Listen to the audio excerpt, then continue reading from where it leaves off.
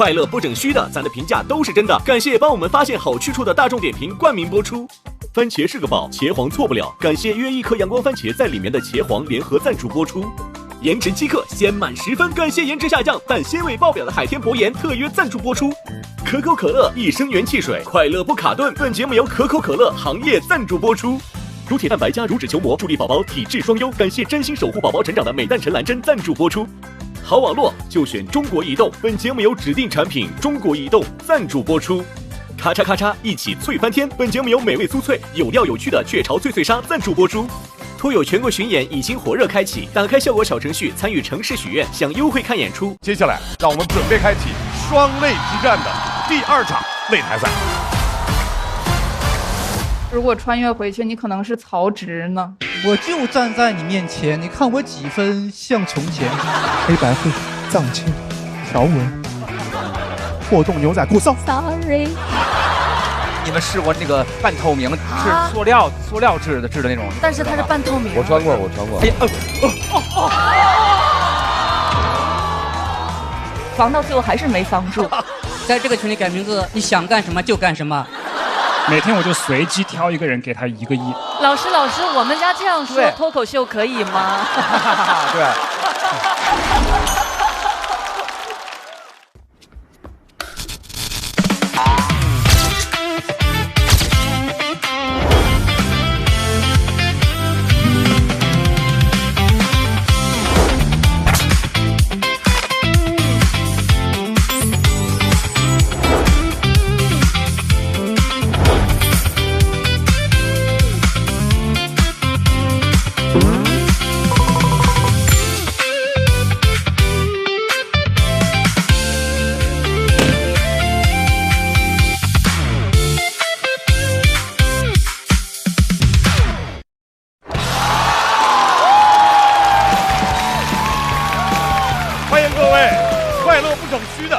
咱的评价都是真的，感谢帮我们发现好去处的大众点评冠名播出。番茄是个宝，茄皇错不了。感谢约一颗阳光番茄在里面的茄皇联合赞助播出。颜值7克，鲜满10分。感谢颜值下降但鲜味爆表的海天博颜特约赞助播出。欢迎各位来到脱口秀和他的朋友们第3季。接下来，让我们准备开启双擂之战的第2场擂台赛。让我们欢迎本场擂台赛的7支小队登场。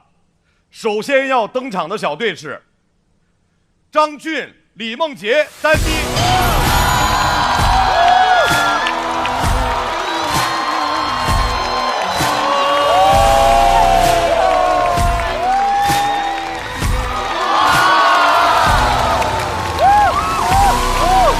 接下来要登场的冯子豪、侯志远、小雪。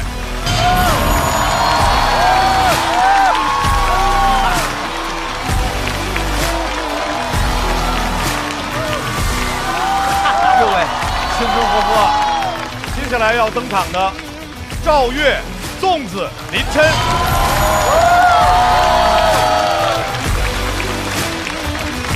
太卡顿了。还有其他小组。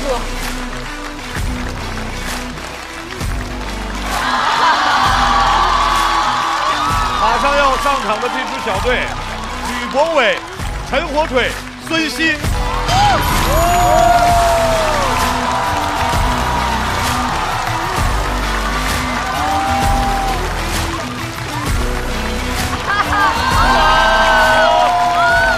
哇，他们真的好突出啊，好高！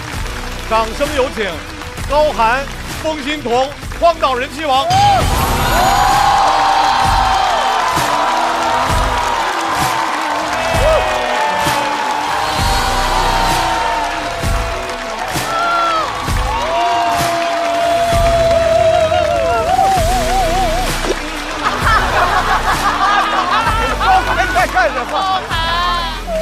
接下来要登场的海波、曹国、李奇宝。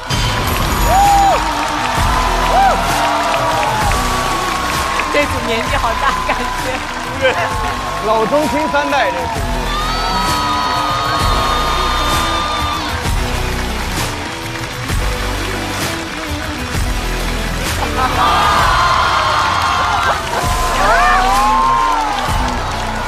干什么？这是什么？这是什么？这是什么？这是啊！最后，让我们有请本场擂台赛首发小队，掌声欢迎贾浩、韩大狗、阿赛。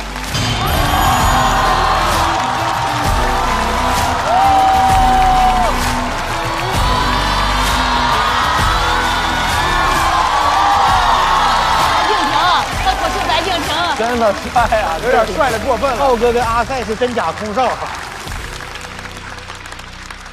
脱口秀和他的朋友第3季第2赛段双擂之战第2场擂台赛正式开始。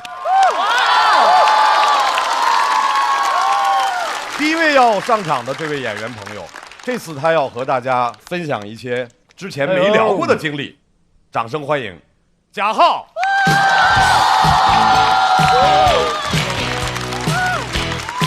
他穿着都不一样，不一样，帅了啊 ！Hello， 大家好，我是贾浩。来吧，朋友们，比赛又开始了啊！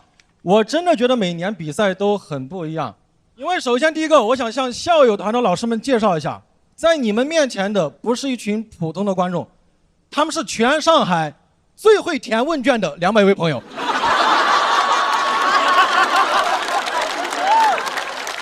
你们可能不知道，现在观众的选拔比演员选拔更残酷。演员我们这一轮是42进35，他们是从1万多份问卷里边脱颖而出的200位朋友。潘老师抢你话，太优秀了，优秀主持人，欢内笑。我知道你们的问卷在完整回答的同时，还有兼顾真诚、热爱和幽默。之前有人还专门问我说，今年你们那边文本特别强的有多少个？我说200个。哎，我真的觉得观众卷，演员也卷，你们知道吗？老观众应该知道，这几年脱口秀演员的段子主题越来越同质化了，对不对？比方说被骗钱的段子，去年很多人讲过了，对不对？租房的段子已经被讲烂了，留学的段子也太多人讲了。所以今天我想和大家聊一下我留学租房被骗钱的故事。我们把这个赛道细分一下啊。但我确实没想到这个段子最难的点在于，怎么让你们相信我留过学。我今天专门化了全妆穿成这个样子，结果上台前有演员说你这个样子不像瘤子，像模子。关键我还是在巴黎留的学。你们这个反应有点伤人了啊！你们这个眼神里边没有一个人在想，贾浩果然在巴黎留过学。你们眼神里边全是居然竟然。哎，我确实，朋友以前问过我说，你为什么没有在巴黎待过的痕迹啊？我说我出巴黎而不染。我肯定有在巴黎待过的痕迹，只是不太好看出来。关键我最难受的点是，几个演员互相聊天问都是说，哎，你留学几年了？到我这里就是，浩哥，你们以前工地辛苦吗？我是在工地待过，但是我也不爽啊，我也说我也是在国外待过的。他说，哎呦，你还干过海外援建？为啥呀？我甚至找到一个留学多年的朋友问说，为啥我就没有留子的气质啊？他说我们留子不说为啥。我说你装啥？哦不，你装什么呢？我知道大家都觉得留子喜欢中英文夹杂，但是中法文夹杂很难的，我就不展示了啊。怕大家听不懂啊。展示。更怕你们听得懂啊。我就不装了，因为有很多留子在外面没待几天，回来就喜欢装，对吧？说什么我们纽约，我们伦敦，我们巴黎不这样啊。纽约、伦敦就是他们炫耀的资本，在我心里，巴黎从来不是炫耀的资本，巴黎是家。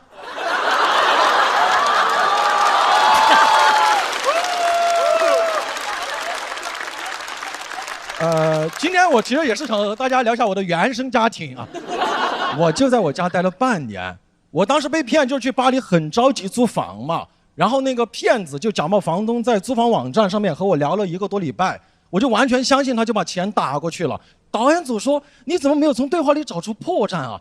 我说英语阅读理解很难的。那你好歹打个电话确认。我说口语更差。我给这骗子汇钱的时候，前3家银行都告诉我说这个账号可能有风险，不让汇。我不甘心，我又去了第4家银行，直接找了个中国柜员骗他说这个账号是我表哥，才终于把这2000欧给骗出去了。你们应该听出来了，我这个人非常的执着啊，用英语讲叫 stupid， 用法语讲叫笨拙。笨拙，这个梗很巧妙，知道吧？啊，要鼓就一起鼓嘛。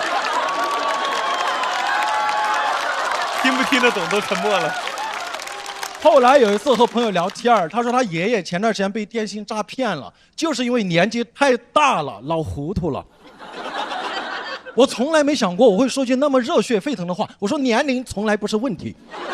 他关键他爷爷被骗了还不承认，跟银行说骗子是他亲戚。我说你懂个啥？不说是亲戚根本汇不出去。关键当时我这个穷小子是带着一脸憧憬去到的巴黎，被骗以后更穷，滤镜也一点一点碎了。我后来是花380欧租了一个4平米的次卧，朋友来玩问我租成多少钱，我说2000欧。他说这么贵你被骗了吧？给我难受坏了。直到后面去个朋友家里玩，他说他7平米的房子花了3000欧。我就知道我们都有自己的表哥。人在窘迫的时候真的很难正面去感受一座城市的好，对不对？什么时尚之都巴黎，我穷的理发店都不敢去，全是在家里和室友互相拿那个推子互相剪。室友给我剪完，我知道绝对很丑，因为我说到你了，他说他想留长发。什么公共设施发达，那边地铁贵到我只能买辆2手自行车上下学，美其名曰珍惜在巴黎的每次往返。2天就被偷了。后来我出行就是2公里左右我就走路去，5公里左右我就跑步去，10公里左右我就不去。在那边上个公共厕所都要1欧，这个价格我从来就是憋着。我感觉莎士比亚来巴黎都得问 to 憋 or not to 憋。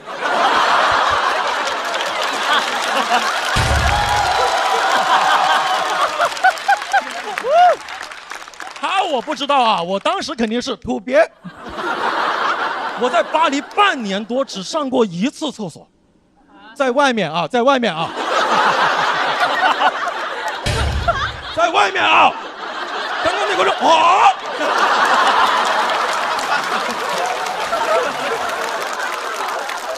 在外面啊。但是也非常感谢那段经历，我现在录咱们节目5个小时随便录，完全不用去厕所。这就是我在巴黎待过的痕迹和底气。哎，为什么这么燃啊？反正我在巴黎待了这半年多，过得真的很不好。衷心希望国外的留学生朋友都注意安全。我全是糗事。朋友说你怎么从来没提过这段经历啊？我说韩信会到处说他钻过别人的裆吗？反倒是之前和梁海源聊天，他说听说你还留过学呀。我那个回忆全就涌上来了。我说海源哥，你有被全世界最美丽的城市伤害过吗？他说我们广西南宁，怎么你了？那一刻我才明白，人啊，心里最美的永远是故乡。我心里最美的原来一直是咱们大上海。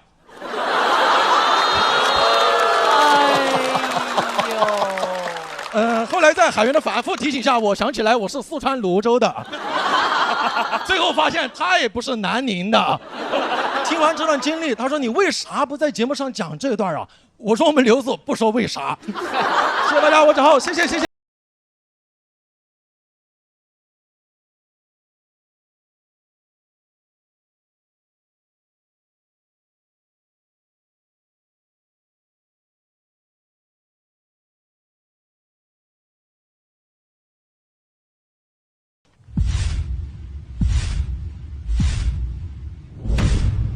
再次掌声送给贾浩。谢谢大家，谢谢大家，谢谢。哎，贾浩当时为什么这么想去巴黎？因为以前小时候想过留学，但我知道我家里那个条件和我爸花钱的方式，肯定我没有这个机会。结果后来我读研的时候，自己存了点钱，学校有个交换项目，我就觉得交换，赶紧去。哦，我不是正宗的留子，我就是个交换生啊，我是个假留啊。不是学美妆去了？这个我还以为深造去了呢。这个工商管理学的工商管理。受工伤了啊。然后呢？没事。浩哥很厉害，就是一开场就能和观众建立连接，但这个连接建立的太强了，就是吓着了。然后我觉得这一段也很真诚，然后也都能听出真感受来。还有我觉得浩哥很擅长化用一些俗语，就惯用语，什么巴黎世家这种双关都做得很好，然后情绪的层次也很好，而且今天很帅，绝对的，帅大佬。反正这回我感觉他就特别激动，而且贾浩一上来说观众都在填表，然后填那些哇太厉害了。我们说我没见过一个演员填观众填这么厉害的。对呀。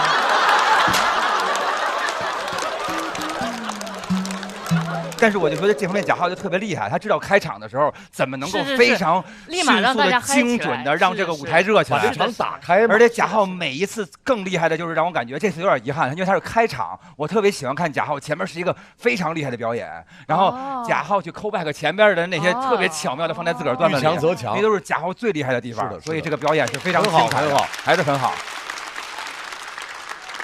我觉得贾浩开场肯定特别稳，我就会很放心。我之前完全不知道你去留过学，我真的是一点儿都不知道。现在信吗？信，但我觉得这很巧，就是因为你完全不知道，这反差就很大，因为你很意外，而且吧就很妙。他没有去纽约，也没有去伦敦，因为在这儿巴黎就更契合。你不觉得吗？如果他此刻去的是伦敦、去纽约或别的地儿的话，那个幽默感好像就会少一点。对，或者去澳洲，我就感觉没这么反差。我一直觉得我跟巴黎挺搭的，就是因为巴黎给你一种莫名的，好像一种淡淡的、不在意那种，慵懒，就跟整个的幽默它有一个很大的反差。在贾浩的表演结束之后，教团给出来的是满票，辛苦大家。现场观众给出的票数是不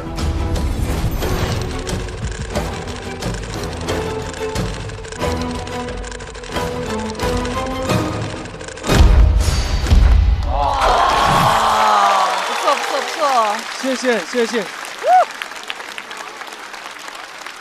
来，请贾浩回到自己的小队。我也跟你讲啊，没问题，我也跟你讲。接下来要上场的这位朋友，哇，上一轮很棒，很炸，掌声欢迎韩大狗。哎呦，大狗。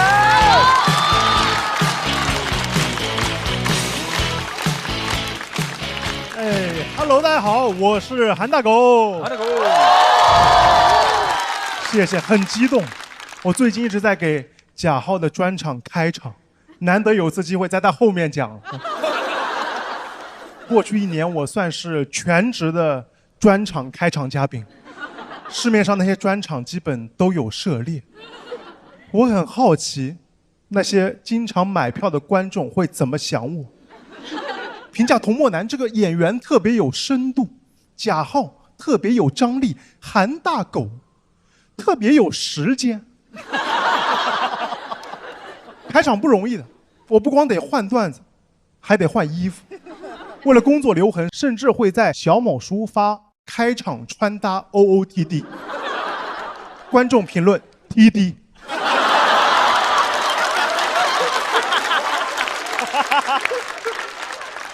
我算是比较注重穿搭，但仅限于脱口秀男演员里，全靠同行衬托。我的水平也就是只是知道把 T 恤塞进裤子里，也羡慕那些网上真正的潮流穿搭博主。我平时穿的都是网上买的那种基础百搭款，毕竟生活在上海，有时候都不太敢逛街。你们也知道，上海这些服装店，你光看装修，看不出它的深浅。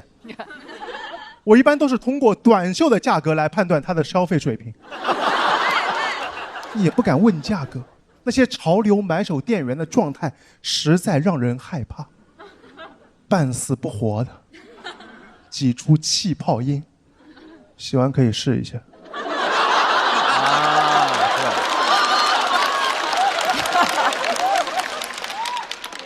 喜欢可以试一下。你嗓子不舒服你就治一下。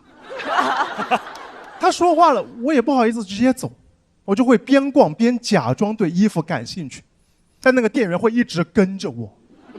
我真的只想偷看价格，他以为我只想偷，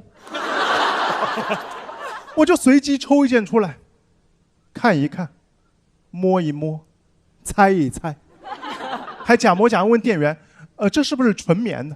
其实我就是纯咸的。他以为我想买呢，给我介绍这个面料舒服在哪里，高级在哪里。我只想知道吊牌在哪里。我发现衣服越贵，它的价格标签就藏得越隐蔽。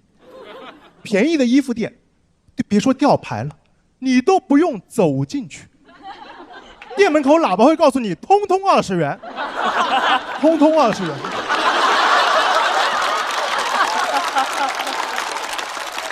但在那种贵价买手店，为了找价签，得给衣服来个搜身，摸出来还不是一张纸，一本小册子，衣服有个户口本，干扰我找价格。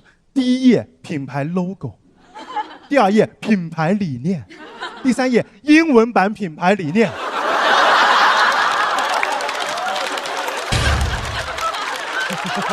太真实了。我脸皮薄，也不想当着店员的面继续找价格，也不敢直接问，只能带去试衣间了。经常逛街朋友能知道，试衣间现在就2大作用：大大方方拍一下商品货号和偷偷摸摸拍一下 OOTD。我在试衣间很有安全感，没人打扰我，我一个人可以尽情地释放我对价格的惊讶。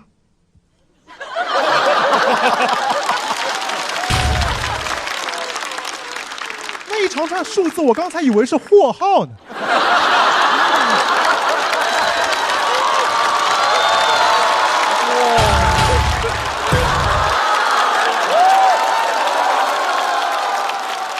时尚的代价那么大吗？有些潮流衣服贵的就没道理。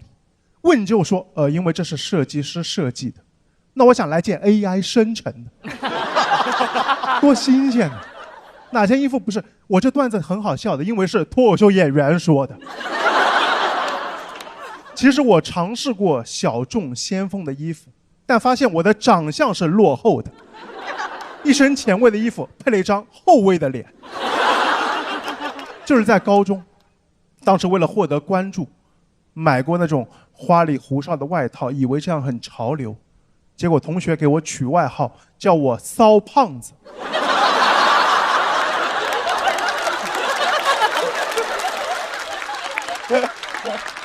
这件事是我自卑的起点，很受打击。从那以后，虽然还是在意穿搭，但只敢穿黑白灰那种基础款，没有人再叫我骚胖子，就叫我小胖。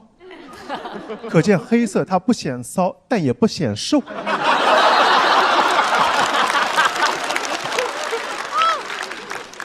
我就感觉青春萌芽的我刚想在潮流圈试探一下，但步子迈大了，骚胖子立马收回来。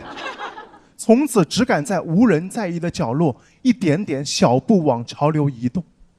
黑白灰、藏青、条纹、破洞牛仔裤骚。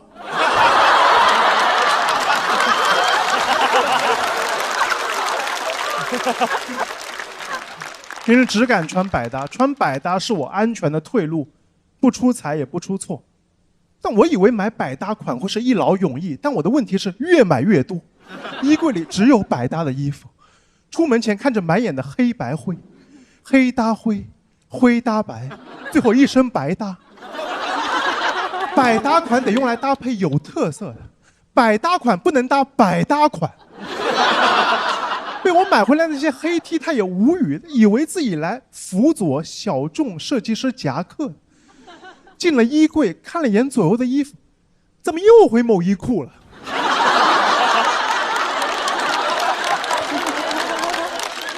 有时候看着这些衣服，我也会共情，因为生活中我也是那种百搭的人。为了融入大家，我愿意牺牲自己的想法和特点。吃饭、打球、桌游、唱歌，每次局里都有我。因为订这些，我有秘诀。上美团，不管是 KTV、按摩、足疗，预订必有房。善用美团。能保证我在场，但不能保证我在唱。如果去了 KTV， 我也不唱歌，一晚上我就坐在那个音控台边上，担任晚上 DJ， 给大家切换原唱伴唱，调音量，感觉坐久了更像个卤菜店师傅。他们跟我说话都是切一下谢谢，切一下，切一下谢谢。哇，这个好，切一下，切一下。心里也会难受，这是为什么我之前一直不喜欢百搭这个词，当时觉得它像贬义词，只是没有特色的好听点的叫法。直到演出制作人和我说，很多专场喜欢找我开场，因为我百搭。那百搭是褒义词，它代表牺牲，代表奉献，代表他甘为绿叶。这世界总得有人开场，大家都想当主咖，主咖得拿大狗大。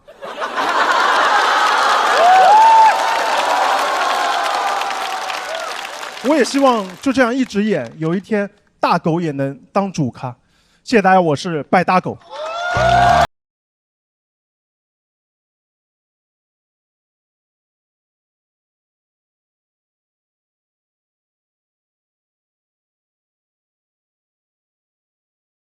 切一下，切一下，切票倒计时。掌声送给韩大狗。哎，大狗，你今天这身穿搭怎么样？这身我觉得还挺舒服的，对。节目组搭的，我还挺喜欢的，可爱可爱。哎，我想问一下，您之前挑战过您认为最先锋的衣服是什么程度了？已经到了，当时觉得我简直潮炸了，就是那种。我在潮流店穿过，就是那种粉色，然后格子，然后又有点那种设计，就是它有点什么拼接，加上那种须在那，就很。哦，听起来特别像大老师平时会穿的衣服啊。您平时有素一点的衣服吗？素是什么东西？但是我以前确实挑战过，就是非常离谱的一个衣服。你们试过那个有一种裤子是那个半透明，是塑料制的那种。但是它是半透明。我穿过。哎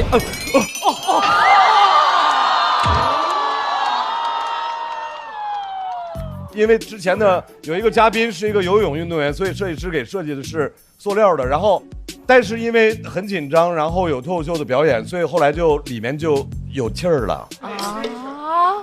里面是出蒸汽就糊了。哎，您有什么那种比较就是特别前卫演唱会演出都会给一些特别先锋那种设计啊？我害怕呀，反而因为就是我很难撑起那些太前卫、设计太夸张的衣服。因为我如果一穿上去，他们就只看得到衣服了。因为有些衣服就很，要么就是啪，要么就是一巨大一个帽子，啪，帽子比我都大的那种。但是我看过你好几次演唱会，你经常啪啪啊，那已经是在我的极限非常非常外面。我大多数跟大狗一样，我打开衣柜全是白 T， 因为我觉得我就不用担心今天怎么穿搭了。对对对，所以大狗，你最喜欢我们谁的穿搭？每一位都很帅，包括邵刚老师。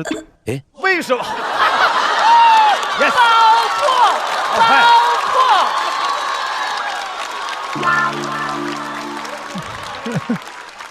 虽然包括邵刚老师，你也没有放过他。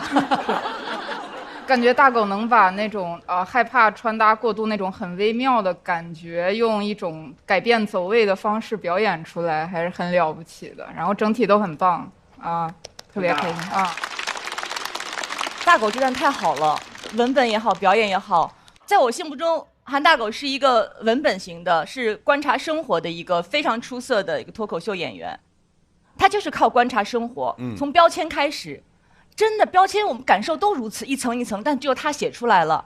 然后从标签讲到服装，最后本质就是一个普通的人在生活当中如何能够有一天是被看到的，而且不用改变自己普通的本质。所以我觉得是非常非常棒的。谢谢，太棒了！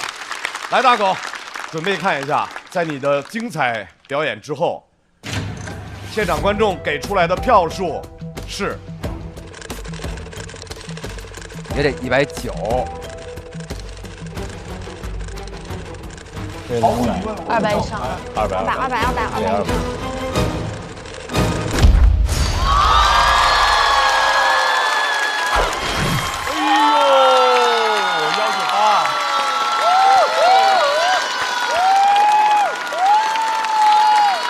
掌声送给大狗，太漂亮了！第一队又这么厉害，太漂亮了，又干不上了。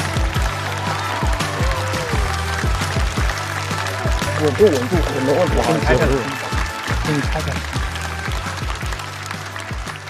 这支小队派出来的第3位，在上一个赛段分享了一下自己做空少的经历，今天还有后续，让我们掌声有请阿赛。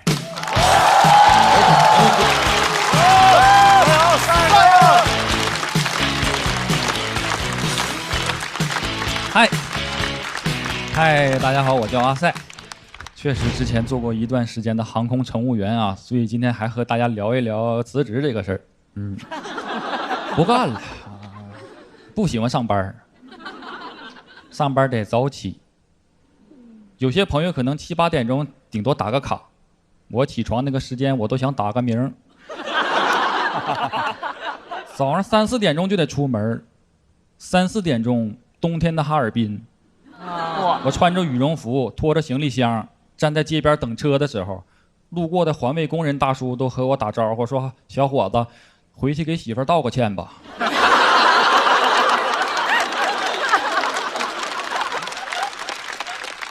我们确实对时间要求的特别严格，1年内迟到2次就会被劝退了。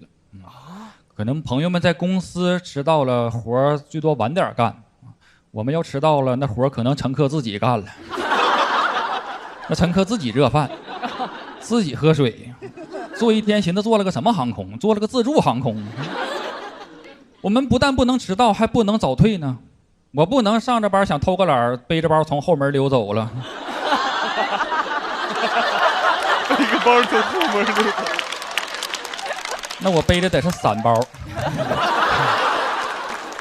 最讨厌的就是延误、随机加班，而且我们是飞机轮子完全离地开始计算工资，完全着陆就停止计算。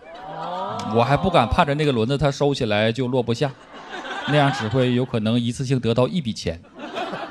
所以我们延误时候是没有工资的，而且延误时候乘客的情绪大家也都知道，别人在骂无偿加班，我无偿加班还在被骂。有一次乘客们都上飞机了，然后延误了，一个大哥很着急跟我说什么时候起飞呀？我说对呀，什么时候起飞呀？不管能不能起飞，你先飞起来呀。对，你实在不行把轮子先收起来呀。这么点毛毛雨都不敢飞，不行叫代驾吧。我说大哥你等着我去看看，不行我飞啊。大哥说别的小伙子没那么着急，你给自己倒个饮料冷静冷静吧。而且我也干不好这个，我也不适合干啊。乘务员嘛要有一定的亲和力啊，入职之前会培训假笑。我师傅夸我笑得最假。还有一定沟通能力，要会尬聊啊。同事说我聊得最尬。假笑。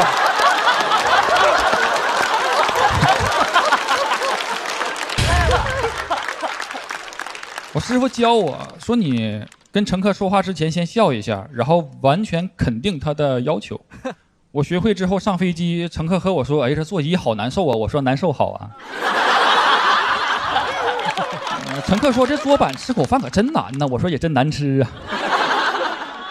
我师傅都不想带我了，说你笨是笨，你怎么偏偏不爱迟到呢？你说你实在不行，你挑2天晚点来呢你。后来就接触到了脱口秀，我发现吐槽上班可比真上班爽多了。而且我第一次在东北老家上开放麦，我就得到了观众的认可，夸我有意思。观众听完了说：“这小子乘务员不想干了，想干脱口秀，真有意思。”这个。太东北。确实，最开始脱口秀大家觉得只能当一个爱好啊，包括现在我有老同事跟我聊天说最近过得怎么样啊？我说我过挺好的。他说现在做什么呢？我说我说脱口秀。他说过得不好就说不好呗。当时就想辞职了，周围人就开始劝我啊，同事先劝我说没有人喜欢自己的工作，而且以你这个年纪，你再想找工作能和应届生去竞争了吗？我想也是哈，我查了一下工作满意度调查，只有20%的人喜欢自己的工作，也就是说每10个人里边只有1个人喜欢自己的工作。没算错，因为还有1半在找工作。时代真是变了啊！父母那个时代，大学生可以随便选各种各样工作，现在怎么随便一个工作可以选各种各样大学生了呢？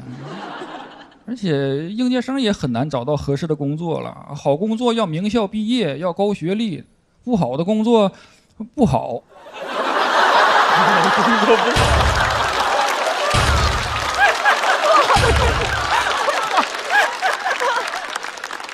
同事继续劝我说：“咱这个福利待遇也不错，你忍一忍，再干30年，退休就好了。”我想，我忍30年，我偷个飞机，顶多也就忍这些年吧。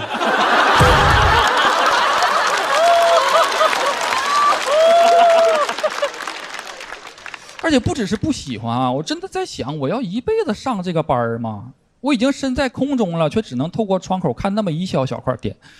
我60岁再上飞机，我可真是老空少了，我都怕乘客给我让座啊，颤颤巍巍推餐车，一颠簸了乘客保护我，倒饮料手都抖，撒乘客一腿，乘客不高兴了，我说那你要投诉老人呐。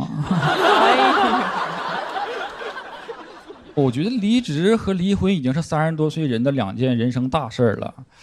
而且劝人的话术也都是一样的，就是想想父母啊，想想孩子呀，那就不用想想自己啊。但有区别，离婚了你虽然没有了家庭，但还好还有事业；离职了虽然没有了事业，完了还有家庭。我爸说脱口秀它就是一时新鲜，你不能因为外面的新鲜感影响了正常的生活。但是我妈不一样，我妈说儿子妈支持你，妈知道跟不喜欢的过一辈子什么感觉。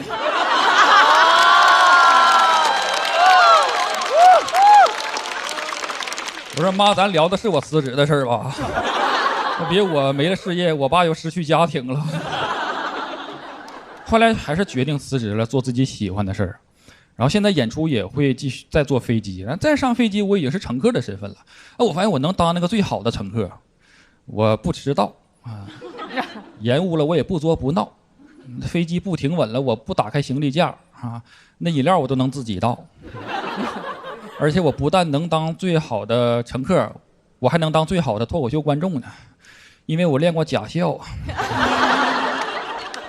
不过我不喜欢假笑，所以来到这就是因为我喜欢看人真笑。讲这么多，谢谢你们。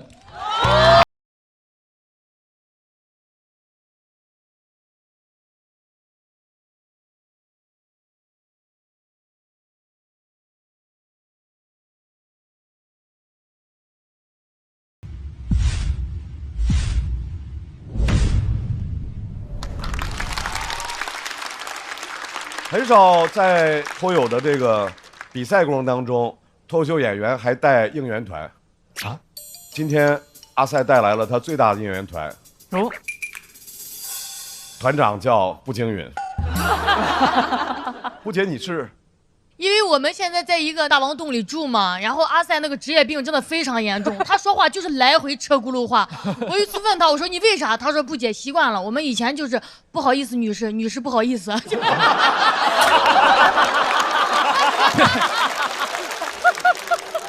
就说他聊得最尬，所以我跟季爷就一直在笑，笑，因为我们就了解他嘛，了解他。就是现实生活当中也是这样，就会出现这种莫名其妙的车轱辘话，让人觉得好笑。然后又是假笑，你就很想打他。他生活里也会出假笑吗？对，他就已经有点，你看也开始了，你看，挺可爱的呀，我也挺真诚的。所以真的，阿赛在表演的时候，他们那一片笑声太大了，就尤其是说到尬聊和假笑的部分。跟他熟了之后啊，阿赛铺包袱的方式简直太有意思了。前面他铺一大堆那种感觉，这说个这是梆的那一下的时候，感觉就极其的炸场。是的，那下特别棒。其实，在飞机上真的碰见了很多那种特别可爱的空少空姐儿，而且都特别有耐心。对，我之前记得我有回那个，你知道他们看电视，前面不一个小电视有一个那个东西，就是怎么都摁不出来那画儿。黑的，那空姐梆，就是真的梆拍那，我说干嘛这么使劲？他说没事，这里是这主板，你拍一下就行了。我说打一下就行了。我说这主板这么一打呀，是别的，咱不怕，夸一夸这个。冠军，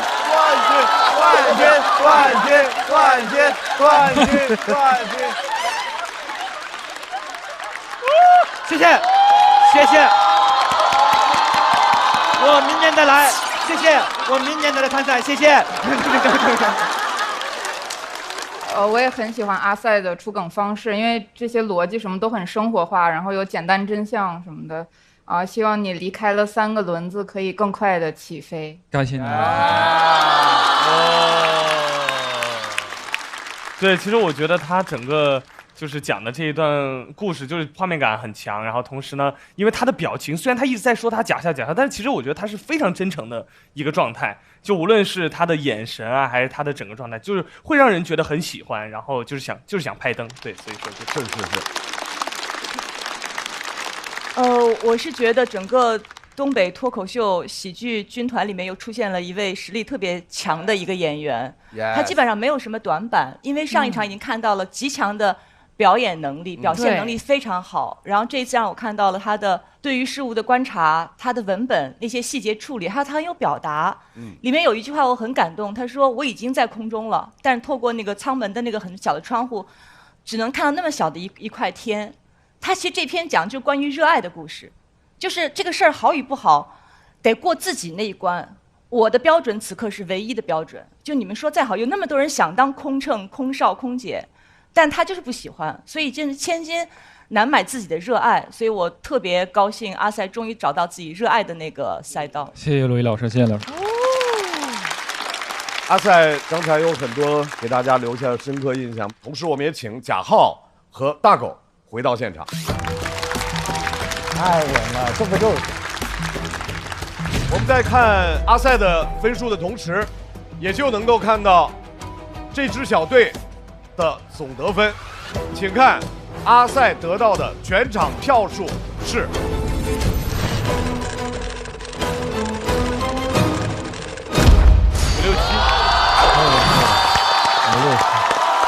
可以了。来，请3位到擂主的位置上就坐。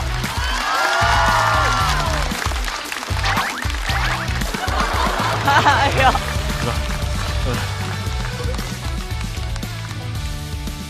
多中间。这次的队友是上一轮的对手吗？我开始没想到他俩又组到一队了，那刚好我就加入呗。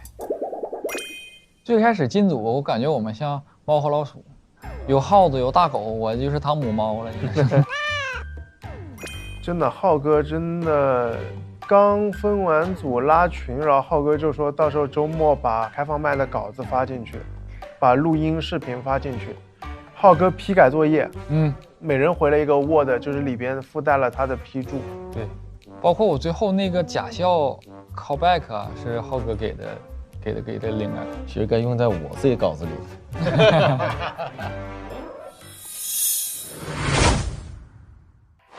各位，按照我们的规则，在第一小队比赛结束之后，他们暂时成为擂主。在你们的旁边有一个有缘箱，3位，通过这个有缘箱来抽取下一组要和你们 PK 的小组。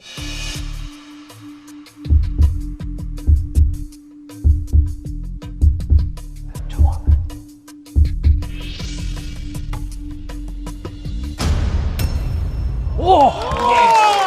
被抽到的小队海波、曹国、李奇宝。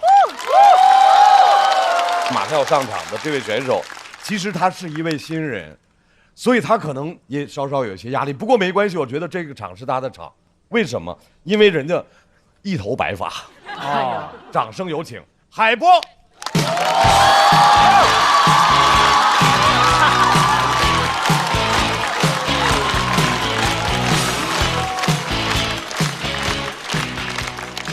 大家好，我是海波，是2个孩子的爸爸，不是孩子的爷爷。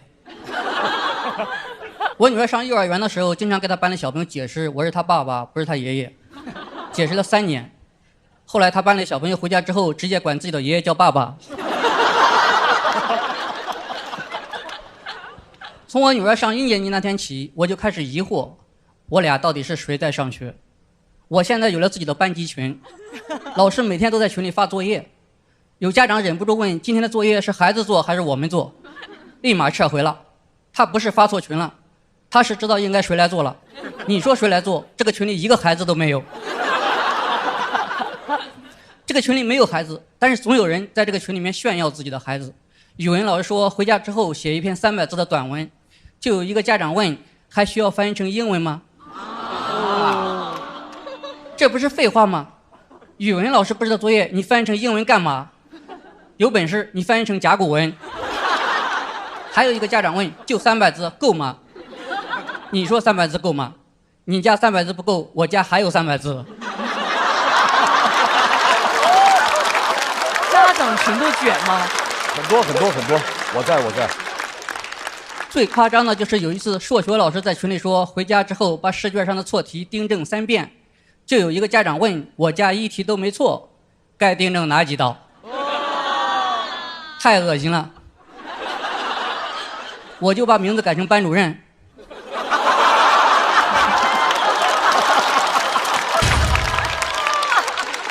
很会治他。艾特他说：你家把试卷抄3遍。我经常在这个群里改名字，在这个群里改名字，你想干什么就干什么，想当谁的爸爸就当谁的爸爸。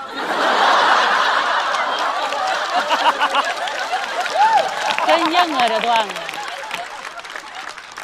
1年级小孩写作业很磨蹭，经常要写到9点、10点，有时候写到11点，写到我的手都疼了。我理解的减负就是通过作业的方式减少这个世上父亲的数量。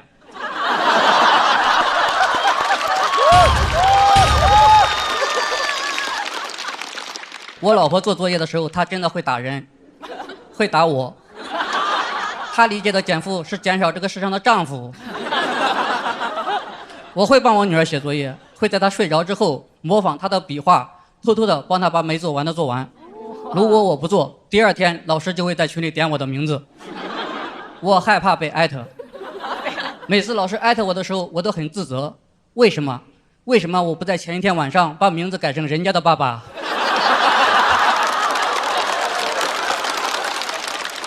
我一直以为我女儿不知道我写作业这件事情，直到有一天她给我说：爸爸，有2道题你做错了，全班就你做错了，不会做就不要乱做。我试过让她自己在房间里写作业，我在外面等。你知道我等了多久吗？她出来给我说的第1句话是：哎，爸爸，你刚才不是有黑头发的吗？只要一让她写作业，她就开始削铅笔、找橡皮、上厕所、喝牛奶，还要给我讨论人生的意义、物种的起源，最后还唱了一首《时间都去哪儿了》。我说你写不写？你要不写我可写了。他说你要写就快点写，别磨蹭。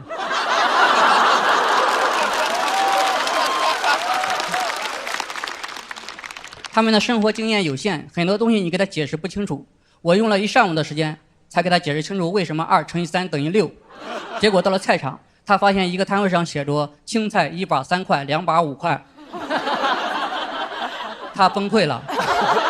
为了让我女儿相信2、3得6，我给卖青菜的讨价还价半天，他才答应卖给我2把，收我6块钱。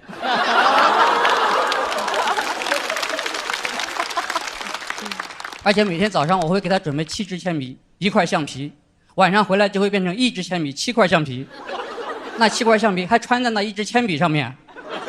我问他到底是去上课了还是去撸串了，他说不要碰我的糖葫芦。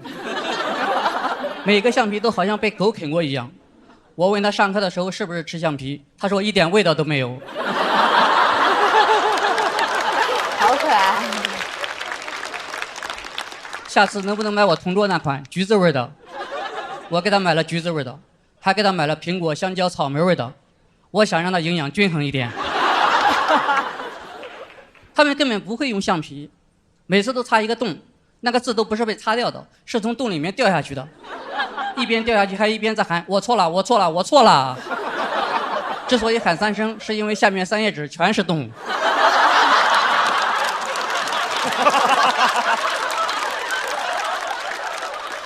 他们的书包带回来什么东西也很随机，他带回来过老师的书。有一天到家就开始写作业，写了2个小时才把作业写完，合上作业本哇的一声哭了。我跑过去一看，他写在了别人的作业本上。从那以后，他的作业本总是时不时地出现在别人的书包里，我怀疑是他故意塞进去的。一个孩子的爸爸给我打电话说：“喂，你家孩子作业我已经写完了，我想问问你家住在哪里，我要把我家孩子的作业给你送过去。”我说：“不会吧，你写的是我家孩子的作业，那我刚才写的是谁的作业？要不咱俩先对一下答案吧。”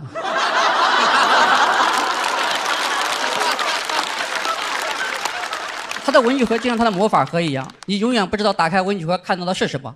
我看到过一张我的照片，果然我每天都在上学。我问他在文具盒里放我的照片干嘛，他说你在朋友圈里发我的照片干嘛？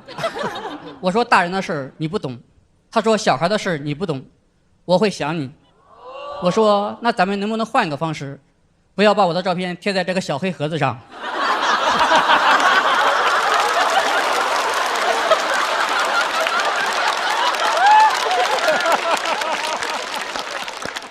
他说那我长大了是不是就得这样想你？我说你怎么会长大呢？想爸爸的时候你就是个孩子。谢谢大家，我是海波。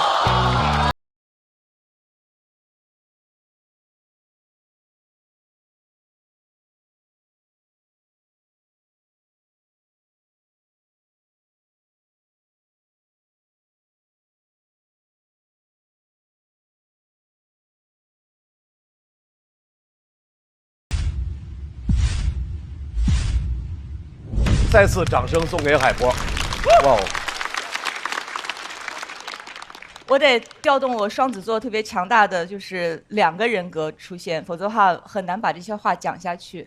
首先我把理性的那一面出来，就先分析刚才海波讲的这一段，我觉得特别好。一般我们说什么双线叙事，它这是2种情感一直从始至终，2种情感贯穿始终，特别搞笑的，特别温情的。本来温情跟搞笑是不兼容的。但在他这一篇里面，温情是那么的好笑，感性的部分就是我完全无法面对任何讲到父亲，特别是父女的话题。可能每个人都有自己的一个软肋，就会有很多可爱在于人生初始的时候是没有沉重的，包括人生初始阶段，你和你父亲和母亲的很多回忆是特别轻松的，然后到可能慢慢人生成长过程当中会出现一些遗憾。他特别戳人，就最后我一直防着他。他一上台我就开始防着他，我调动我全身的洪荒之力防着他，就我很讨厌最后戳你一下，你自己溃不成军。对，防到最后还是没防住。知道为什么吗？因为你穿的破洞裤。你这一下他也没防住。对不起。就是你明白该来的是会来的，情感是自然的，你要允许各种情感在这个舞台自然的发生流动，因为他讲什么，他完全无法预测会在我们每个人当中去激起什么。是的，是的，是的。是，脱口秀就是触碰，人家没传递，他没有传递任何，是我认为他触碰到我内心最柔软的那个地方。对对对。我觉得中间有很多那些笑话都非常的厉害，在于我听过以前很多老笑话那种方式。但是您把那个笑话那个方式架子还在那儿，然后改成了您自个儿的这样一个内容，然后那个感觉让我觉得特别的奇妙。然后那您家里头本身那个现在每天就是这种生活，您觉得累不累啊？我觉得陪孩子的烦恼就是一种幸福吧。是这样的，为什么特别喜欢他这段？因为就有孩子，随着孩子长大的都进过家长群。对，家长群是现在只要是孩子在学龄的孩子。都会有的这种体验，所以我觉得海波的这一段，在很多此时此刻正身在家长群的家长会极有同感，真的很棒，谢谢老师。那我听完海波老师的这2次的表演之后，我发现他真的是一个好爸爸。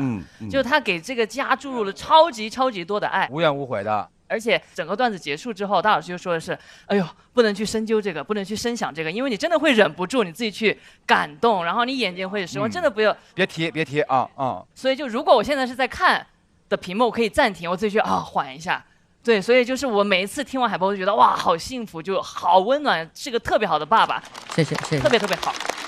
海波老师，能说2句吗？您闺女也讲脱口秀？对，就是有时候因为我的角度一直在讲我女儿嘛，那她其实会有一些反驳我的地方。我会问他们一些，就是我讲这个东西，他听了之后会是什么反应，会什么想法，他会告诉我，然后我会让他写出来，然后我下台之后让他再上去讲他的感受。就是你们俩互相写水泡是吗？对，我是给他相当于我给他铺垫嘛，他去找笑点。你知道我想的是什么吗？人女儿也上开放麦，然后把这个当做一个兴趣爱好嘛。哇，那好厉害！把这个发在家长群里嘛，就把这个给家长看看，说这我比不了啊。老师，我们家这样说脱口秀可以吗？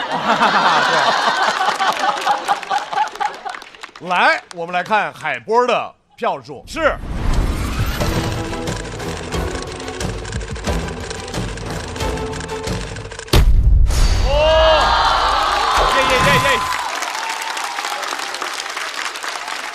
漂亮！来，再次掌声送给海波。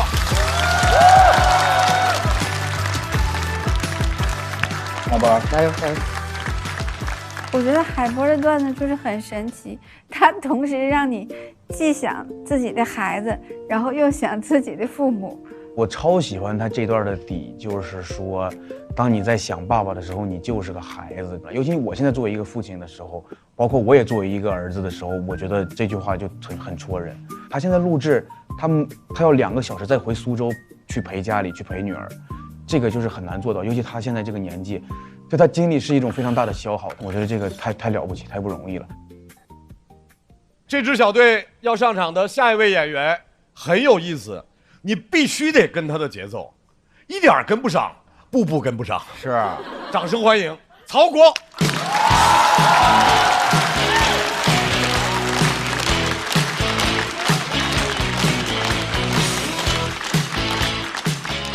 大家好，我是曹国。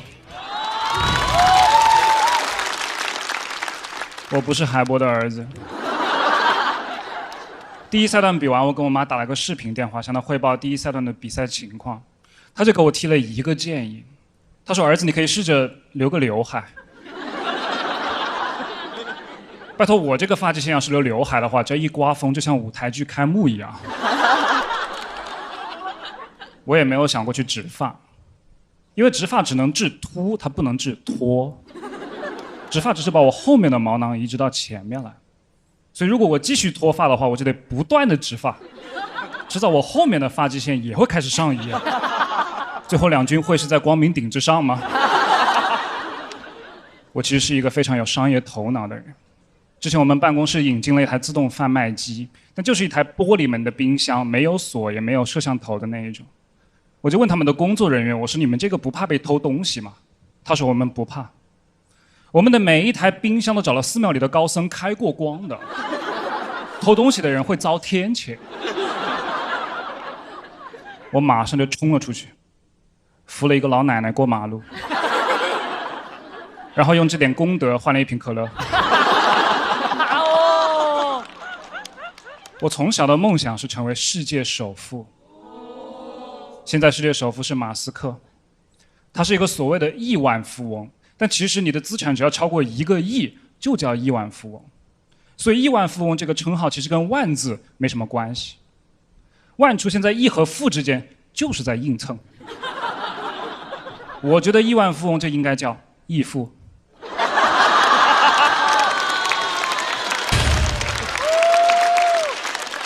马斯克可以考虑一下做我的衣服。最近马斯克的 SpaceX 太空探索技术公司马上就要上市了，按照他目前的估值，马斯克的财富将达到6700亿美元，约等于人民币5万亿。5万亿，有钱能使鬼推磨，超级有钱的人可以让万走到亿的前面去。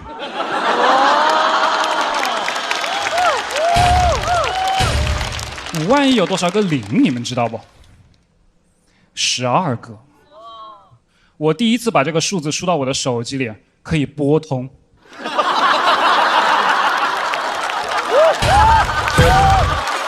怎么拨通？怎么能拨？好厉害！你真的很难想象5万亿得有多少钱。我当时想的是，这堆起来得比我人还高了吧？我好歹都有1.8米。我知道你们都不想问这个，但是你们得知道，1.8米是净身高，头发没算。然后我的老婆就说我特别的幼稚，什么人这么有钱会把它堆在家里？我要是有5万亿的资产，每天我一回家就在那边畅游，蛙泳、蝶泳、自由泳、仰泳、狗刨、深水炸弹。大家今年都怎么了？好突然啊！我真的很好奇这些亿万富翁是怎么赚到这么多钱的，我就去看他们的电视采访。当记者问他们怎么赚钱的时候，他们最喜欢给的一个答案是什么？我对钱没有概念，钱对我来说只是一个数字。这100%是句废话。我的钱对我来说也是个数字，3也是个数字，单位是个，我有3个钱。什么意思？我不知道，我对钱没有概念。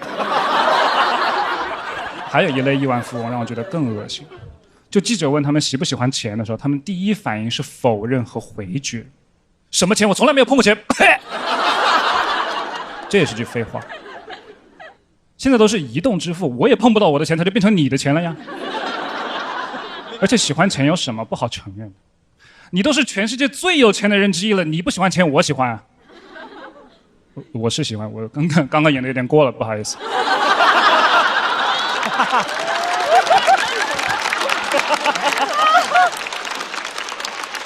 挺喜欢钱的，挺喜欢钱的。我发现这些亿万富翁有个毛病，就喜欢乱花钱。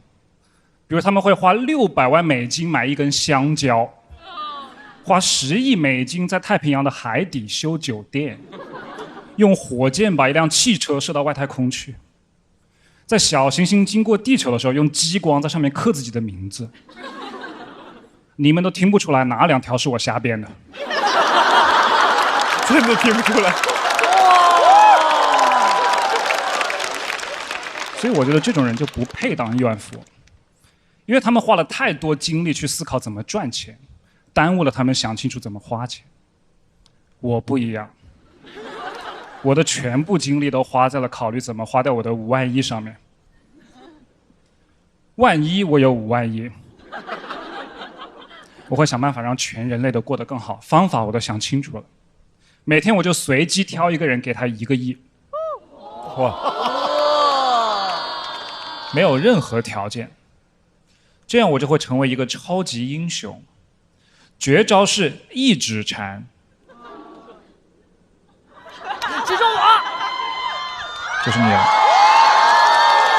今天晚上得给我想清楚怎么花掉你的1个亿。所以马斯克，你给我听好了，我要对马斯克喊话，看哪个镜头，请问？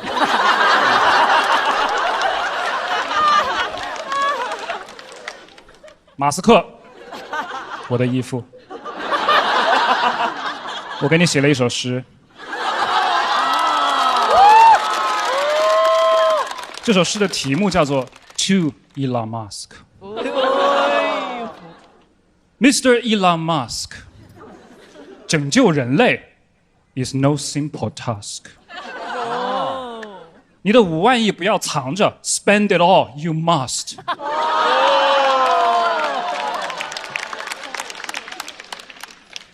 改变命运只要1亿人民币 ，Me you can trust。哎呦，前面的英语都没听懂的朋友 ，Your English suck。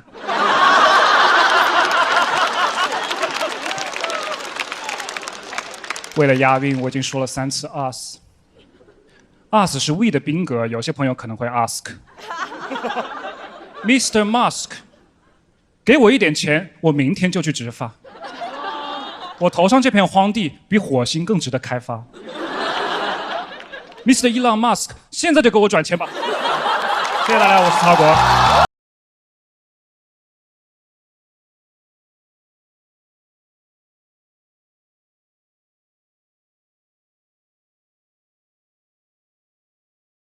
来，你有一个眼，你有一个眼，你有一个眼，你有一个来眼。你怎么摁 OK 键，他也不会给你1分钱，但是可以表达对他这段表演的喜爱。来，投票倒计时。再次掌声送给曹果。哦，后边写那个诗跟马斯克写的哈。对，马斯克也可以用古诗啊。每逢佳节倍思客。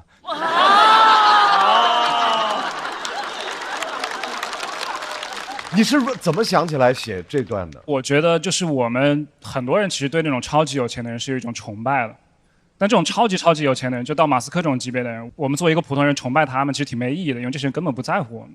但其实他们是很有能力去改变这个世界的。我其实还在琢磨，因为他最后给我拐入了一个我完全没有想到的一个方向。我一开始因为他是在批判资本主义，批判那些超级有钱的，然后突然开始念起诗了。我其实有些出乎我的意料的。你说那个，我已经说了3次 us， 然后说啊，你们可能不知道 us 是那个 we 的那个宾格。对，这些其实是特别，如果有字幕的话，它会好笑。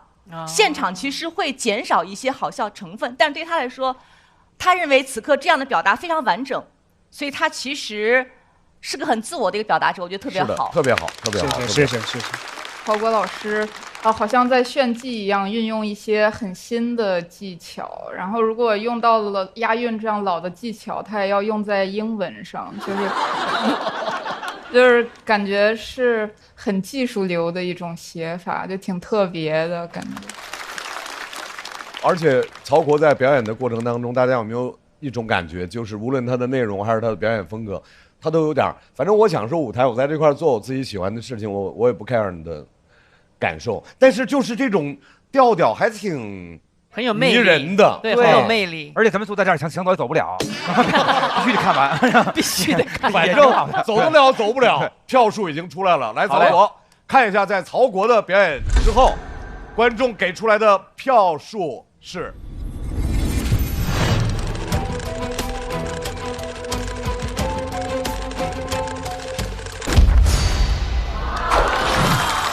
谢谢。对，可以。不错，可以。可以的。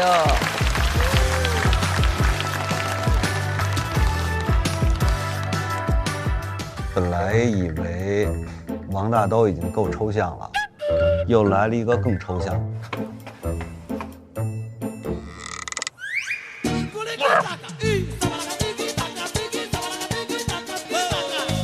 所有人都看我这里，1、2、3、4。能过第2轮，我已经很庆幸了。在下华中秃鹫曹国。就我比较喜欢的喜剧会是那种滑稽的、荒诞的，而不是那种所谓的那种很硬的东西吧。我觉得，所以可能就天生就是这样的，所以我会更愿意走滑稽点的路线，那是幽默的一部分，我觉得。这个小队派出来的最后一位演员仍然是新人，掌声欢迎李奇宝。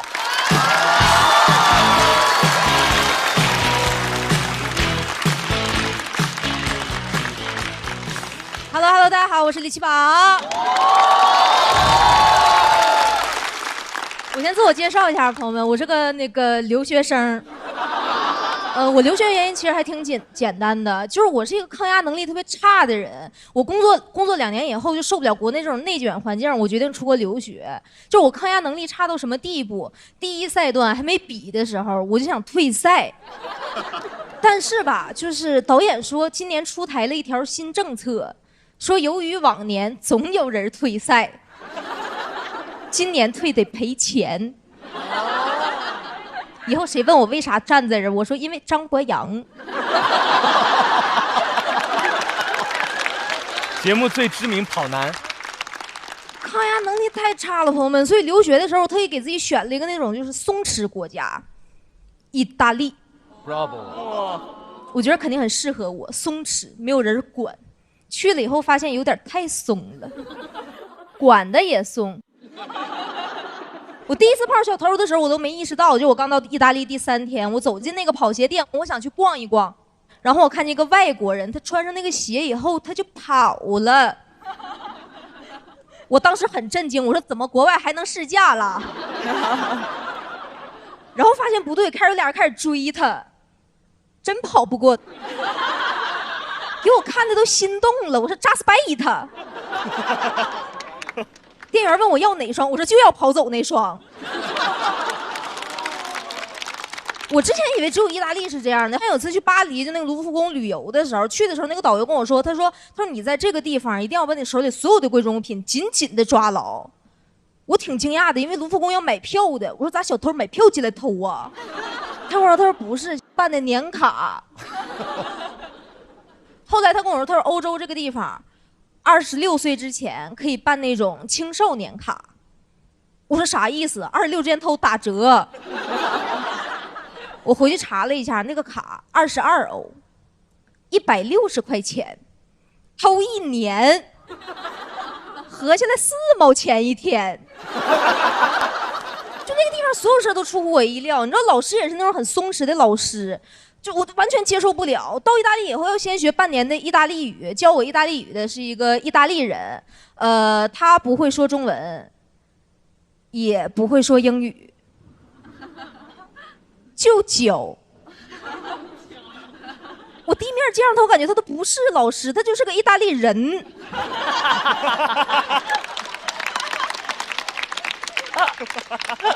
上课第1天我都懵了，全班20多个中国学生加上1个意大利人。我说就这个语言环境，你还不会说中文吗？老师教学态度也很敷衍。我学的第1句意大利语叫做 Poco Italiano Parlanglese， 就会这一句。这句话翻译成英语就叫 Can you speak English？ 老师自己都不会说 English。我就拿那个翻译软件，我去跟他说，我说我觉得你这样我是没有办法学好这门外语的。他给我那个理论很简单，他说如果你想学好一门外语，你最简单的方式就是直接从这走出去。我说干啥去？他说你上大街上随便找一个外国人跟他说话。我说你不就是外国人吗？而且他这个理论行不通，朋友们，就是你早期那个词汇量不够的时候，你跟外国人说话真的很诡异。你走到那个外国人面前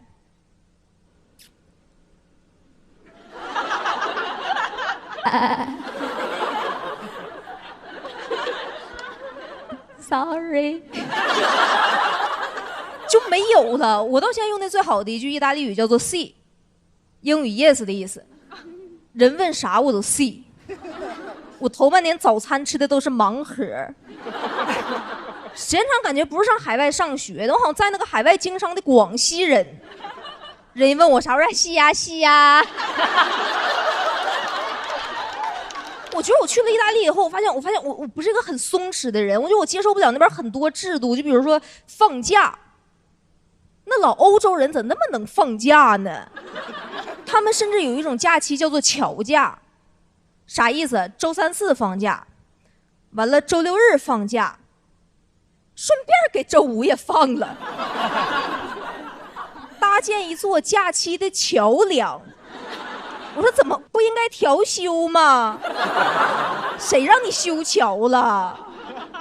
你知道一开始放假还挺兴奋的，就是那种1个月大假期到处去玩了1个月以后发现还有1个月，一下我就不行了。我说那人还能这么快乐吗？那不得学点习呀？我是中国人，放假放得多，我心都散了。我一开始特别慌张，我就给我那个语言班老师发消息，我说你有没有什么课下补习班啥的，我可以报一个。他跟我说，他说你要是没事的话，也不要给我发消息。他说你可以去公园里躺着。去了，朋友们，有效果，躺一下午，一下就收心了。手机丢了。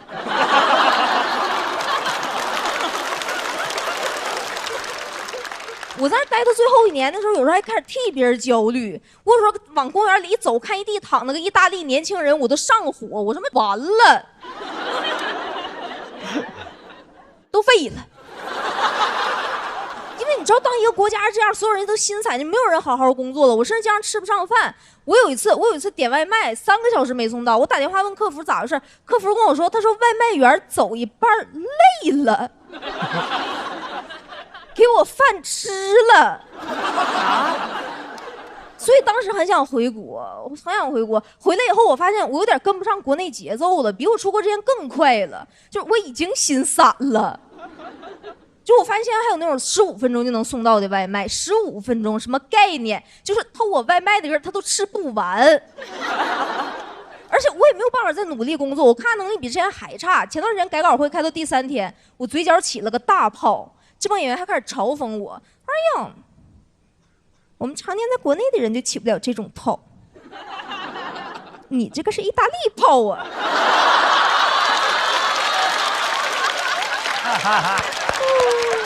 他们说你现在没有办法努力的同时还不够松弛，我说对呀。我很想努力，但我一努力就开始心疼自己。我说实话，朋友们，我上台3分钟我就想下去了。我说这不是已经笑了吗？已经很好了，今天就到这里吧。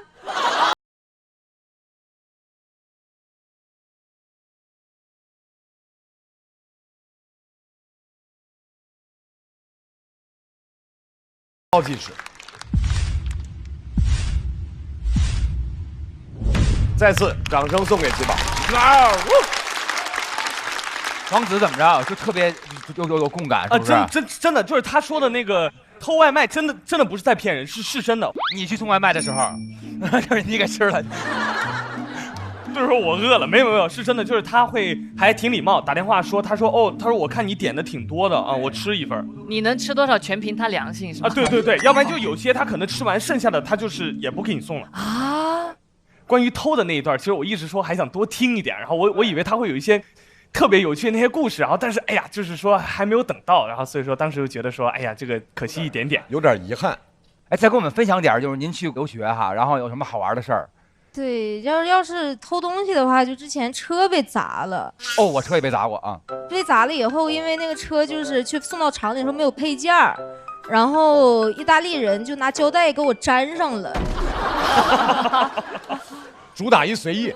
我觉得齐宝特别可贵一点，就他站在台上，你就感受到一种扑面而来的青春洋溢的气息，非常打动人。他也许跟脱口秀本身无关，但是又对我来说息息相关，因为这个人在台上，他首先吸引到我，他显然是在舞台上可能是个新人，还欠缺一些经验，一开始有一些紧张，但很快，他节奏很快就稳下来了。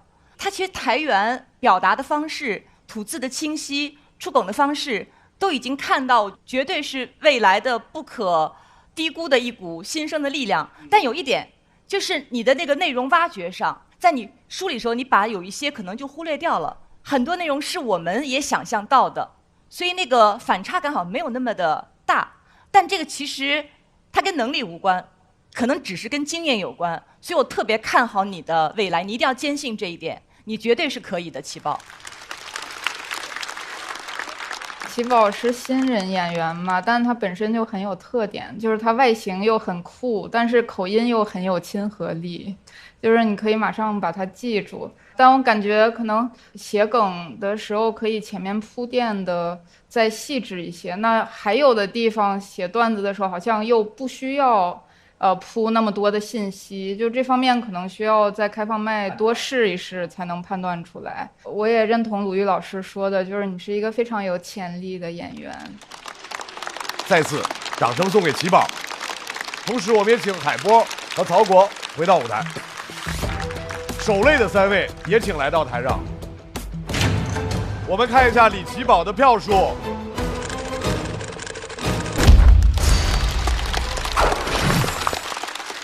因为海波、曹国和奇宝攻擂的分数没有超过5、6、7，所以守擂成功。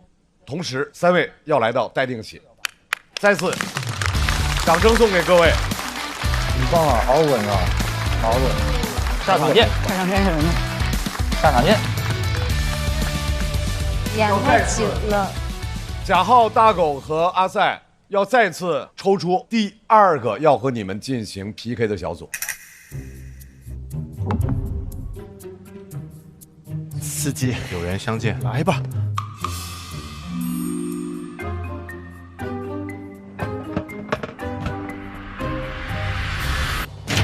哦，荒岛人气王，我们，好，被抽到的攻擂小队是东北文艺青年高寒，加油加油加油！上海音乐青年风心彤，青年漫才组合荒岛人气王。第1位上场的文艺派脱口秀演员高寒。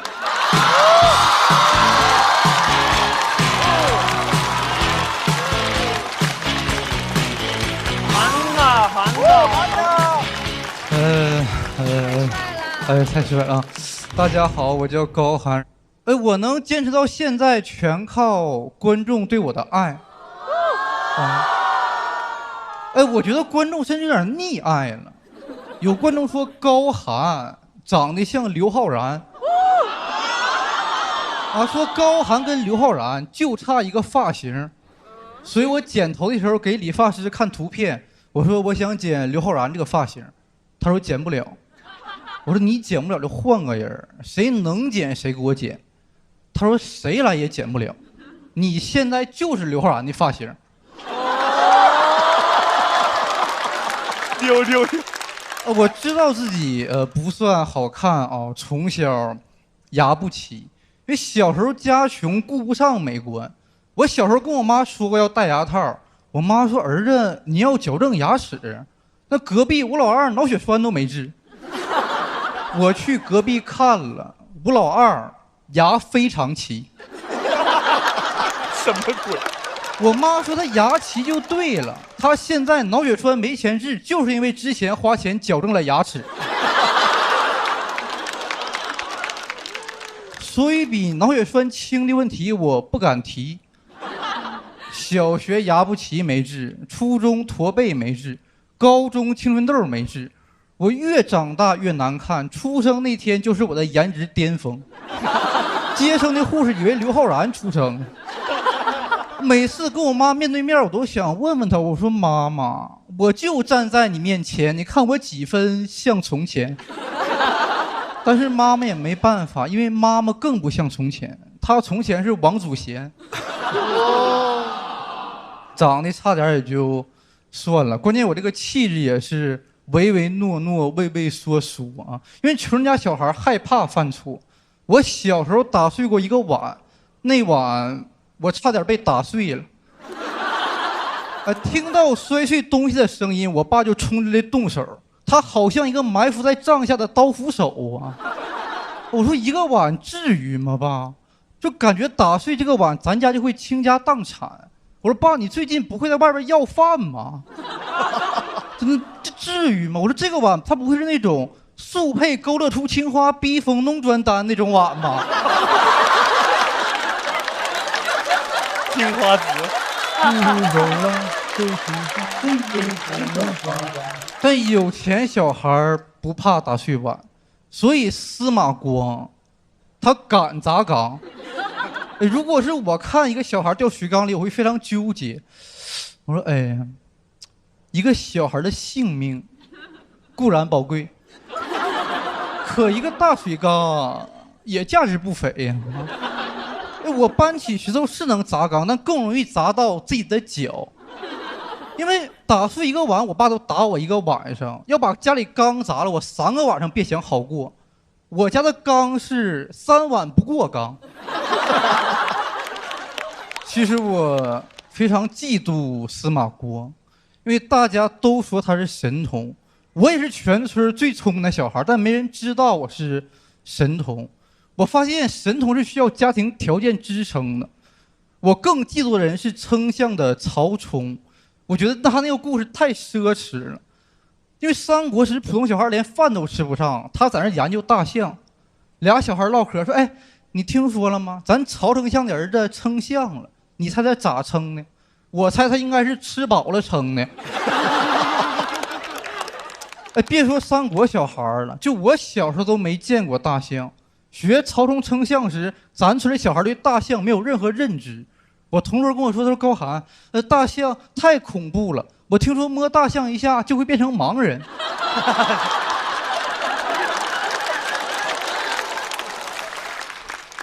还有同学说，哎，说这个曹冲他爸太厉害了，有一头大象，他爸是不是动物园园长？我说他爸当时是华北平原的园长。那曹冲能称象，就是因为曹操是丞相。我想称象，我没有船，上哪整船呢？曹冲不存在这个困难，他正准备找船呢，曹操就过来了，说：“儿子，你可别找了，船那玩意儿爸肚子里就有。”就曹冲那个条件，他能成为任何他想成为的人。他称完象，那手下就都在那儿欢呼。但曹冲觉得，哎，当神童也没啥意思。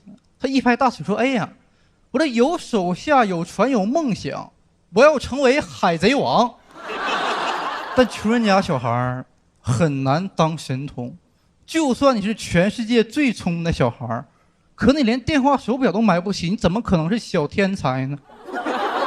穷小孩容易挨打，但挨打的小孩也不用怕，因为摔碎碗这个问题很好解决，只需要把碎片捡起来，然后拿这个碎片和原生家庭做一个切割。哦呦，其实我今年25了，我还是不知道那头大象的重量，但我希望穷小孩也能把名字写在历史书上。所以如果让我写《三国志》的话，曹冲称象这个故事会是这样说：高寒问曹冲曰：“我像刘昊然乎？”曹冲称像。讲到这儿，谢谢你。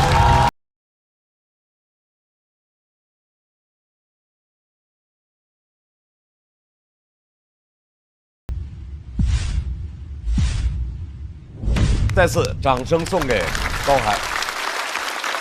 这次的感受怎么样，大老师？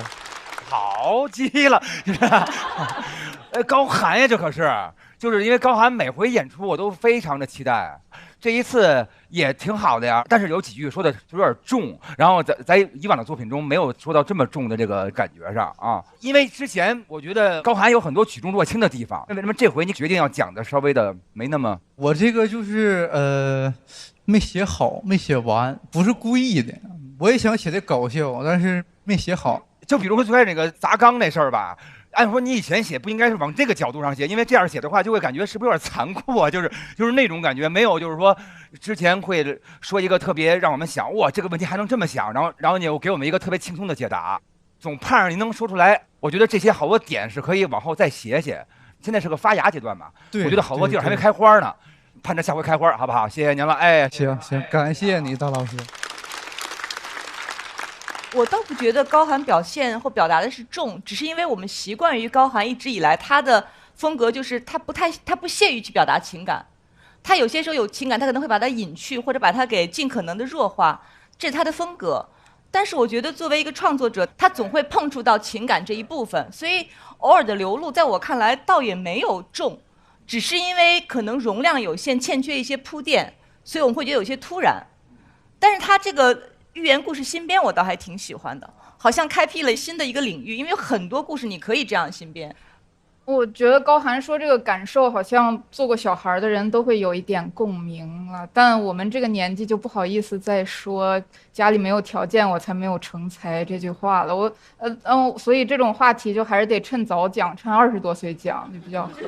哦。还有，我感觉高寒特别的乐观，就你有没有想过，你这么会写诗，如果穿越回去，你可能是曹植呢？我会是方仲永。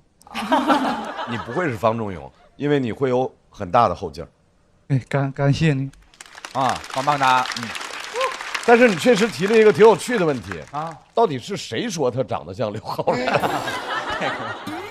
来，高寒来看一下，给你的票数是。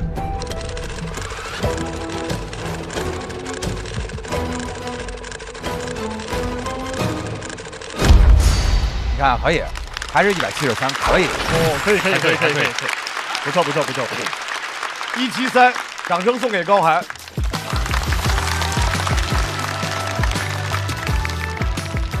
高寒就是我觉得好像这次这段子应该就是他在试。我一直认为高寒即使说到了一个听上去很沉重的事情，以高寒的那种高超的脑力，想出一个非常刁钻的角度，又特别损的那个方式，让你一笑又觉得嚯，这是怎么想出来的？就这种才是我认为的高寒。但是高寒也有累的时候，高寒不能每一篇都到达那个之前罗永浩老师要给他鞠躬的那个程度，然后希望他下回更加回到我印象中的高寒。其实这个叫又卑又亢嘛，其实卑和亢本身是一个东西，可能它的根源就是匮乏感。其实穷人小孩大多数都有匮乏感，因为我其实我没有什么青春，我的青春就是熬日子啊，就是挨过这些日子。接下来让我们一起看一下本场的比赛情况。各位脱口秀合战的朋友们，全国巡演已经火热开启，打开效果小程序，参与城市许愿，享优惠看演出。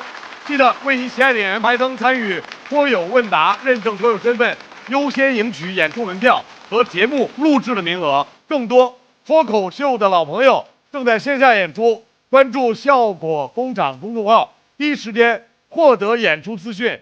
感谢各位朋友的陪伴，感谢你们对所有脱口秀演员的支持。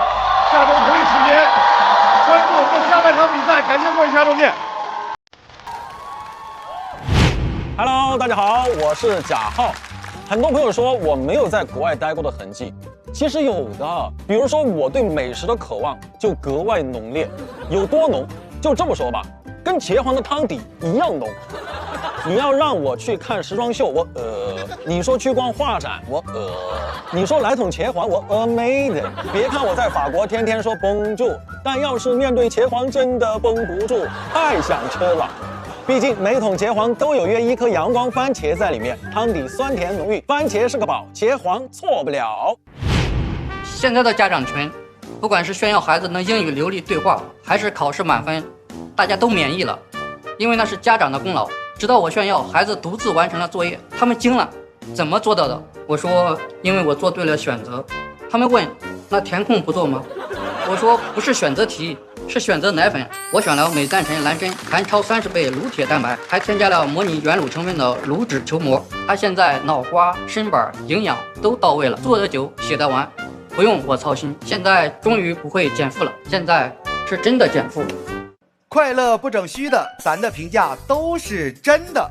感谢帮我们发现好去处的大众点评冠名播出。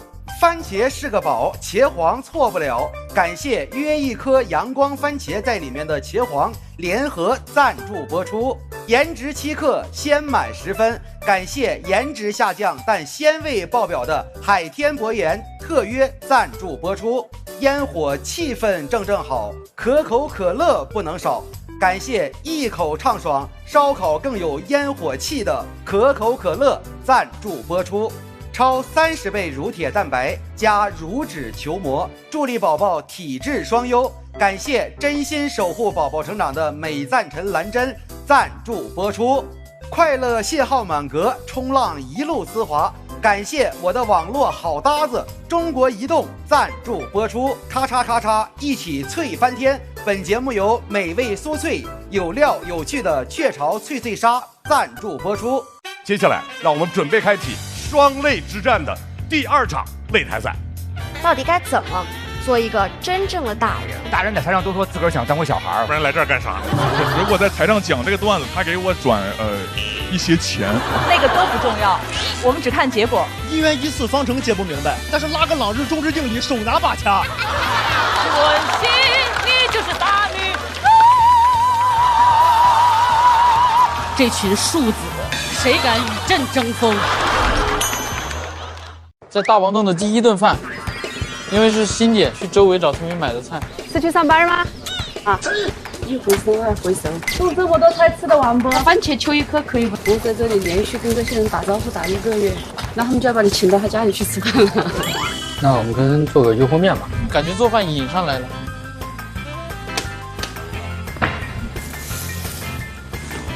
油泼车面，怎么说？有说法没？人类的语言在这盆面上是苍白和无味的。关键，老陕西就地道，绝，太香了。对，这是标准，都对着蹲着吃。哎呀，有样，聊啥的？来个包子。你一次吃2个包子啊？我找到了，在冰箱里。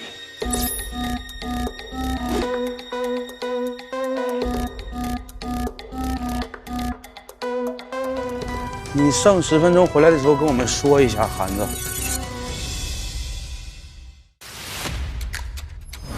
贺光洱，扎好，高寒，侯子远，疯子豪，小四爷，瑞瑞，阿赛。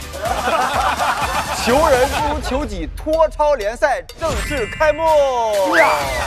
哎，这能算吗？连碰都没碰见。你要完了。你要去哪儿啊？不可能进的。我可能站不起来了。那就干吧，那就打开缝隙，红牌警告。子豪上啊，子豪！让你来感受一下比赛的强度。消耗他们体能，我不动，传过来呀！我，漂亮！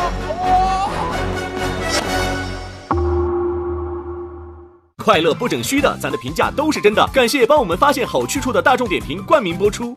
番茄是个宝，茄皇错不了。感谢约1颗阳光番茄在里面的茄皇联合赞助播出。颜值饥渴，鲜满10分。感谢颜值下降但鲜味爆表的海天博颜特约赞助播出。可口可乐一升元汽水，快乐不卡顿。本节目由可口可乐行业赞助播出。乳铁蛋白加乳脂球膜，助力宝宝体质双优。感谢真心守护宝宝成长的美蛋陈兰珍赞助播出。好网络就选中国移动，本节目由指定产品中国移动赞助播出。咔嚓咔嚓，一起脆翻天！本节目由美味酥脆、有料有趣的雀巢脆脆鲨赞助播出。托友全国巡演已经火热开启，打开效果小程序参与城市许愿，享优惠看演出。6月26日起，周5、周6中午12点正片更新，会员抢先看1周。每周1中午12点，托友日记、大王洞的夏天、围观合宿生活。每周2中午12点，托友好好玩公园看脱口秀演员的游戏时间。7月23日起，每周4中午12点，离场之后，梁海源对谈托友的视频播客，还有遇见他们第2季即将回归，朋友们请保持期待。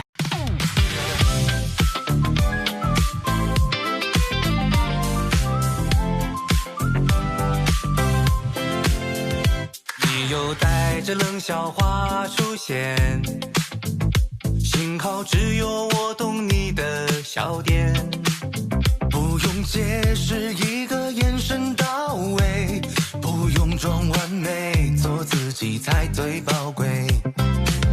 哦，拜托拜托，暂时忘掉一切，想记住你嘴角上扬瞬间，不用想明天，明天还很遥远，不知不觉又和你聊到凌晨3点。哦，烦恼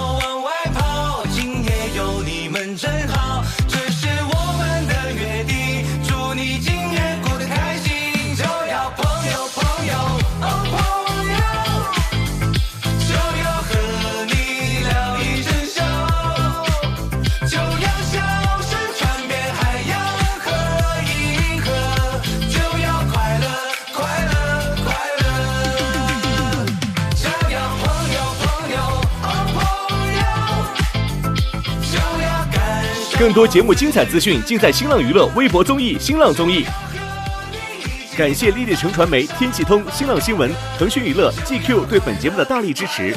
感谢指定问答社区知乎的大力支持。上知乎参与托友3问题讨论，参与知乎剧综圈子活动，解锁惊喜好礼。感谢独家播客合作平台小宇宙。想继续听脱口秀演员们台前幕后的真实故事，上小宇宙 APP 搜索托友3特别企划，一起听见喜剧人的唠友局。感谢脱口秀和他的朋友圈跳海酒馆、水果汤泉对本节目的大力支持。